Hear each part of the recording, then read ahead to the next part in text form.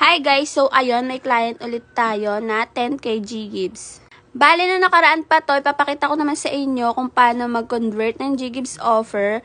Ayan yung offer niya, 10k, gamit ang QRPH. Mas madali ito kaysa sa bills kasi upload QR mo lang siya, tapos itatype mo kung magkano yung papakonvert mo, and then next.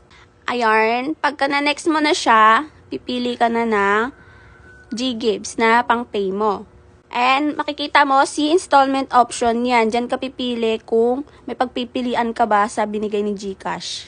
At ayan, makikita nyo na 12 months yung offer sa kanya na installment. Sa 10k, merong tubong 4.49%. Kada month na po yan. Kwentada na yan ni GCash kaya wala kayong gagawing iba kundi magbayad kayo buwan-buwan. Yun lang. At ayan na yung resibo.